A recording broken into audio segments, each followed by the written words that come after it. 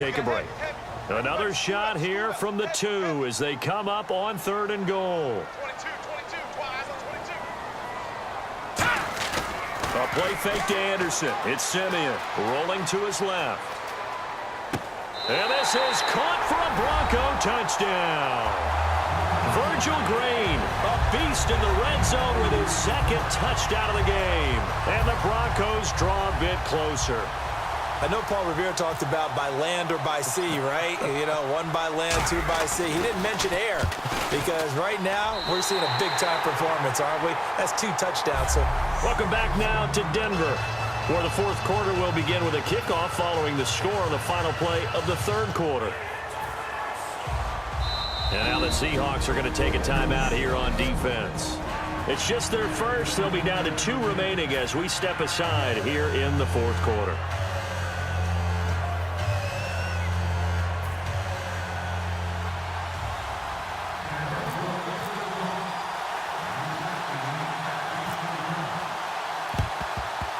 And the Seahawks, looks like they've recovered. They have. 4th quarter, they felt like they needed the football back. Unfortunately, they couldn't get it. And I know we brought analytics into the game, and someone has said here that the data says that when a team's expecting an onside kick, 80% of the time, the team expecting it, they do actually recover the ball, which is what we saw here. I just wonder if that number is much more of a anecdotal type of a number. Kind of like when the coaches tell us, well, when you score on special teams, 93% of the time you win the game. I'm still waiting to see that number is empirical. 5 yards on the catch there, brings up 2nd down. He had time, was able to survey the field and find a soft spot in that zone coverage. And that's where it gets difficult for a defender, Brandon. You go to your spots on the field that you have to cover, and when the offense finds an area that you're not in, that's where they throw the football. And left side here, it's Graham. That throw good for only a couple. It brings up 3rd down. Got to give credit where it's due. Really nice defense on that play. The pitch and catch was successful, but not any run after it. So completion on 2nd down, that brings up 3rd.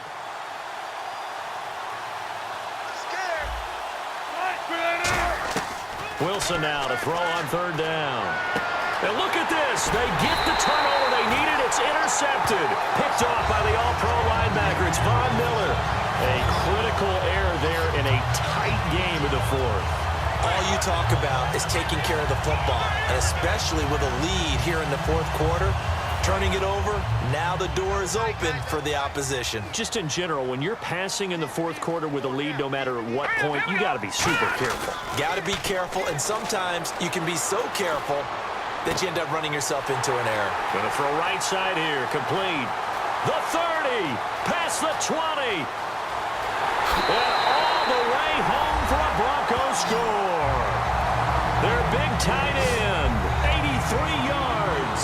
And the Broncos have taken the lead here in the 4th quarter. I know guys who design defenses, they try to prepare for everything.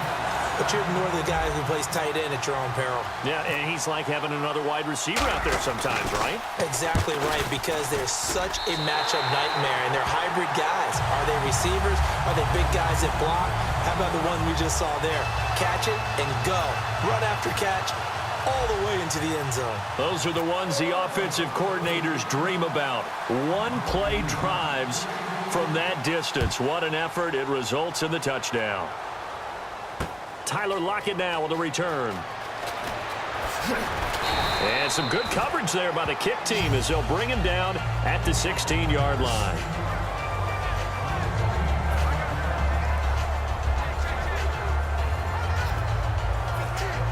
The Seahawks offense now, they get set to go back to work. And following the interception, just any interception, are you a little bit more cautious when you start that next drive, or no, you just throw that out the window? I think you are. I don't think that there's any way you can run back out there and go, totally didn't affect me. Let's just go ahead and be loose with the football again. You're going to take care of it, but you have to be careful about being too cautious because now you can't run any offense at all. Still want to attack. We'll see how they attack them here. 2nd and 10 now, Wilson. And this is caught by Curse. And all the way down to the 37. A big play there on the catch and run. 47 yards.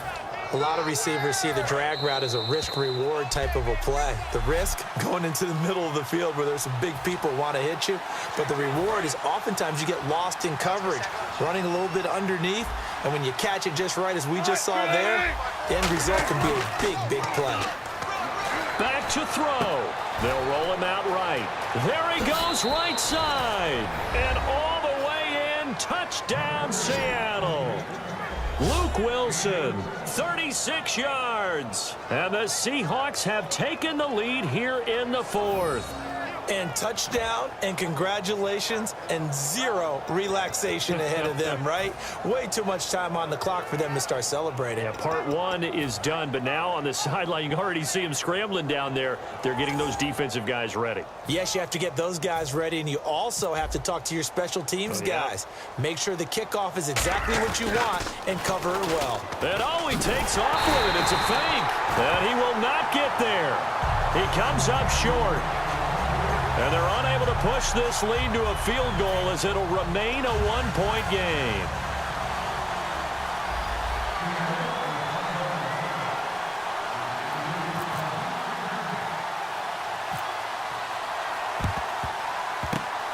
And the Broncos are going to get the football. The risk-reward of the onside kick, when you don't get it, the risk comes out to play, and here they gave up great field position. And that's the key to everything, because you're trying your best to press advantages when you have them, and field position leads you to that type of play calling, and whether you want to blitz or whether you want to throw the ball deep, those types of things, now they've given up that type of field position, the advantage is switched to their opponent. Now a desperation throw deep downfield. Virgil Green is tied in, the intended receiver. And now it's second down. When offenses dial up big shots downfield, they're not always for the guys out wide. Sometimes they want to go to their big target, deep downfield, and the defense breathes a sigh of relief. 50-50 balls, not easy to get away from the big targets. They'll look to throw. He's going to let it fly. So the long attempt falls innocently to the ground, and it brings up third. I guess they figure with a guy who is that hot downfield, who knows how to get the ball into the end zone, you throw it up and give him every opportunity, even though that one fell incomplete. Yeah, he's already been in the end zone multiple times, tried to target him again deep there, but unsuccessful. They come out with one back and three tight ends. Oh, no, he lost the football. And the Seahawks have picked it up.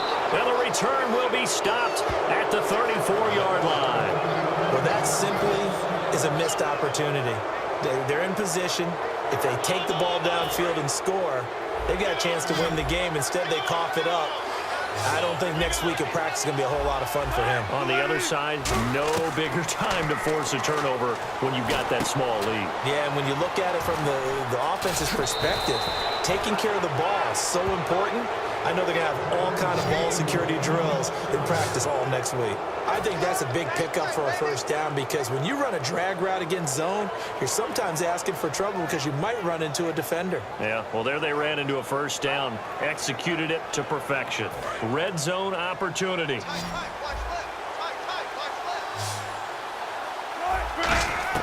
Oh, Wilson going to throw. Sliding out of the pocket. So a loss of 5, and it'll be second down.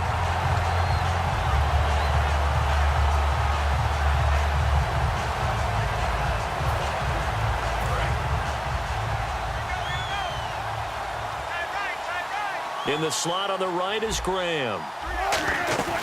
They'll try and burn some clock with Rawls. And he's going to take this one down to about the 23-yard line. He'll get 2 yards back, but it's going to leave him with a long 3rd and 13. Well, so many times we look at a short run and we praise the offense for trying to set the tempo and establish things, but the defensive guys, hey, they just won the battle there. It wasn't a big run given up. They don't always have to absorb the body blows. Sometimes they dish them out themselves.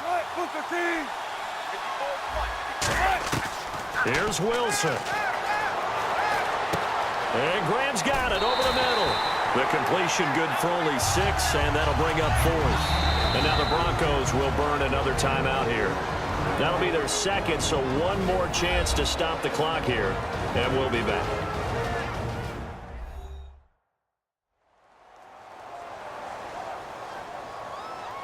The defense, they got a little bit of a breather. Now they're back and set as we resume play.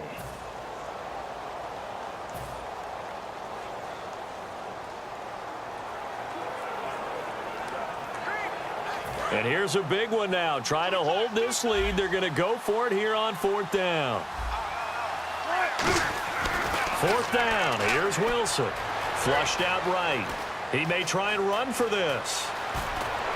And he's across for the touchdown. And in the final minute, that should just about seal it. And that touchdown puts him up 7. But now's when the fun begins, partner, because if you go ahead and kick the extra point, it's still a one-possession game. Go for 2, you might put it out of reach. Yeah, a little decision to be made. 5 plays there on that drive. And it all culminates with a Seattle score.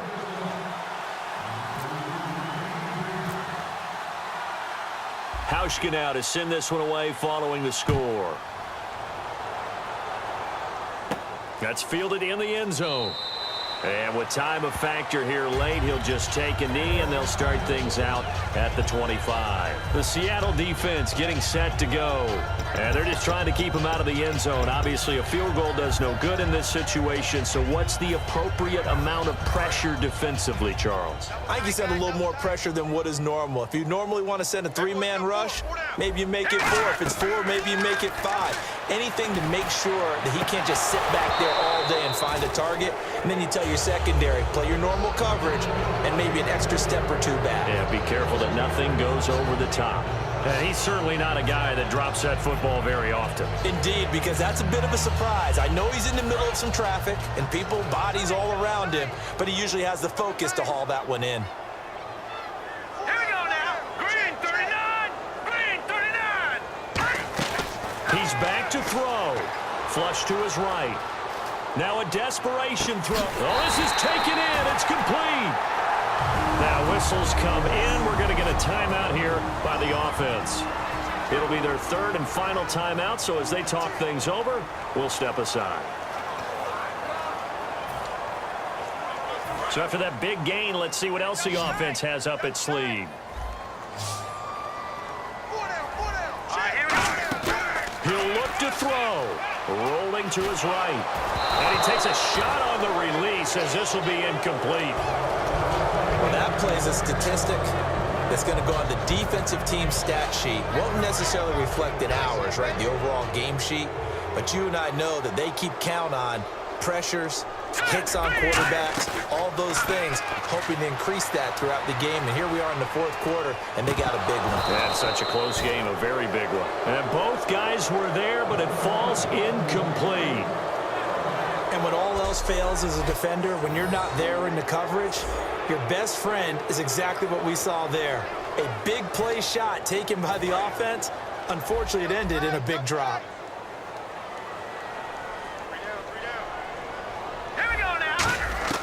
One last throw here for Simeon. Buying time to his left. And, oh, a crusher there as it's intercepted. Picked off by the all-pro free safety, Earl Thomas. And that is going to seal this victory as time runs out. Well, we were on hand for a fun and entertaining game here, coming down really to that last play. Great job defensively to get the pick and seal it. And we know that every play during